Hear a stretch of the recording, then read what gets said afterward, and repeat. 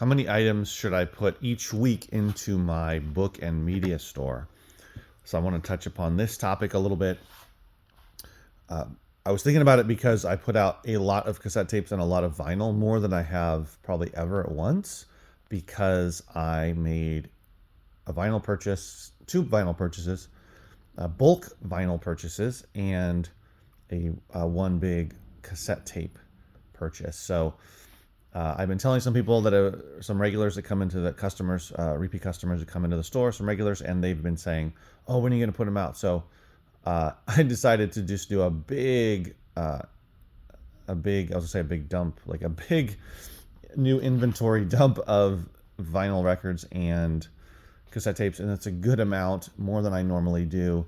Typically, so this is a big chunk of these are books. They take up a lot of space, but this is very typical aside from the records and the cassette tapes for what I put out. I kind of fill this, most of this table here, which serves as my checkout counter for my store.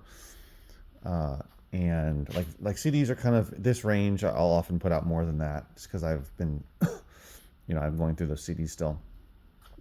And when I get a bunch of new type of inventory, I typically don't put it all out at once because it's a bit of a waste to do that.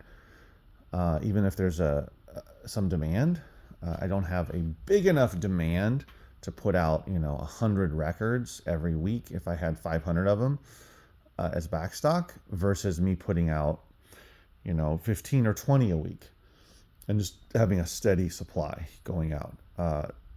I don't have 100 people that are going to show up for vinyl. I might have half a dozen, 8 or 10, if I really put out a lot, or if there's some really good stuff in there. But my store is not, my client base is not, or customer base is not big enough to warrant that amount. At least that's how I think about it.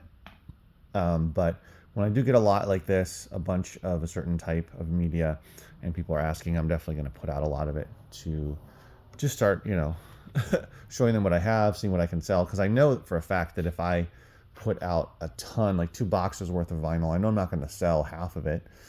I might not even sell, 30% of it.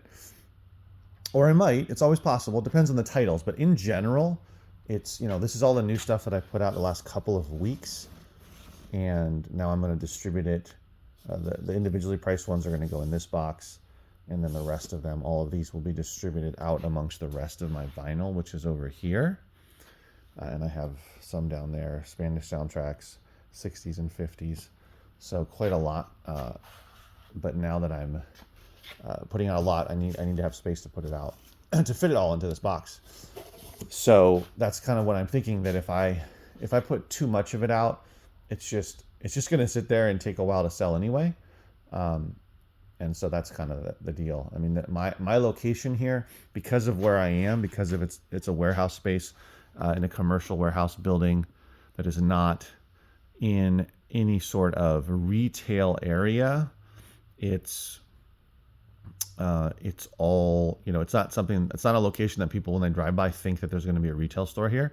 That's just why I've put out the signs, which is why over time I've, because I have an online presence, I've built up people who have, showed up in the store essentially through signs on the street and my website, my Google listing page, that kind of stuff. My what is it called? My Facebook page, a little bit of Instagram. So all of that.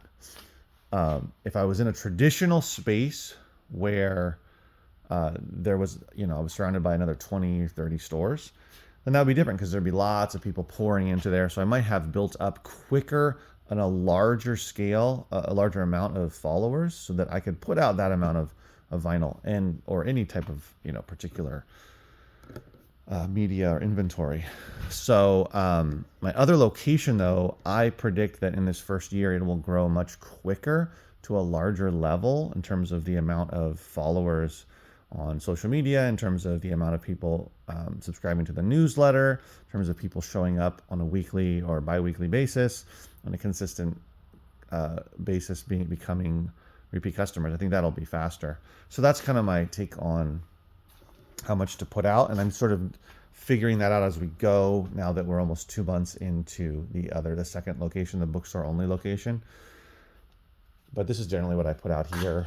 So this is, I know I mentioned in another video going through all the vinyl, but I put out all of these cassette tapes, which you can't see here. All 25 of these cassette tapes, a lot of different artists and groups, as you can see. And I have a bunch more to put out over the next few weeks, but I'm going to kind of hit those hard to get through a lot of them and see what people buy. And it's nice to have some more in stock as well. And then when it comes to vinyl, putting out all of this, which is a lot for me to put out on a weekly basis. And actually, half of it is individually priced. More valuable stuff in here than just the $3 vinyl. There's some cool stuff in here as well. A lot of soul and funk and that type of stuff. Some 80s, some 70s. So that's my thought process behind it about how much I should put out. Because for instance, I do have more Blu-rays, but I like to have back stock of everything if possible. Doesn't always work out that way. Like for instance, I went where is it? Where are they? There are over there. So there's the VHS tapes that I'm putting out this week. That's the last that I have. I don't have any more. And I'll have to wait till I come across some more. Video games, I have some backstock, not very much at all. I tried to put out what I find. I've been finding some stuff in the CDs, CD Gaylords or pallets. DVDs, I do have a lot of backstock of that. So I try to maintain a backstock so that I never run out. I always have at least, a good amount to put out, even if it's not every single type of media.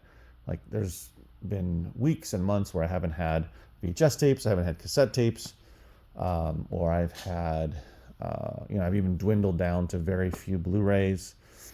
I've always had a lot of DVDs, always had a lot of books, always had a lot of CDs, but the vinyl, now I've kind of, there's been a time in the past where I didn't have that much vinyl put out, but as you can tell, I have a lot to offer here, a big inventory, but now I've gotten to the point to where I'm getting enough coming in to where the only one that's kind of fluctuates is video game. I'm the only couple: video games, VHS tapes, and cassette tapes are the three. I just happened to make that big cassette tape buy, but I haven't been putting any out for a while. Just randomly when I come across it, like I came across that Michael Jackson one and some other random ones in the last couple of months, but by and large, I don't usually have a big back stock. I'm doing the same thing in the bookstore where I am building up, slowly building up some book back stock so that I can have a certain amount to go out each week. I'm trying to put out about at least two boxes of banker boxes of books. Of course, it's going to vary as to how many books there are because they're different sizes, but on average about 30, 40 books per box. So, 70, 80 books ish. I'm also in that situation in the store. I have a lot of books that are stacked in the back room. They're actually literally in the bathroom there. And I'm slowly starting to dig into those. Those were actually on the sales floor, but I cleared them all out in order to make room to get rid of the rugs, to what do you call it? To clean up the floor, get it shiny, and also just free up space so that it's more open. So now I have to go through those books and I am culling them. There's probably going to be, this could be in a different video, but that's essentially what I'm doing over there is I'm going through those books, only keeping a small percentage of them and the rest of them got to go. So here, I get new stuff in way more than there, but I'm sure over time, as we start to open more hours, people start to find out about us, we will start getting donations and people asking about trades and store credit, because that is what has started to happen there already within 2 months.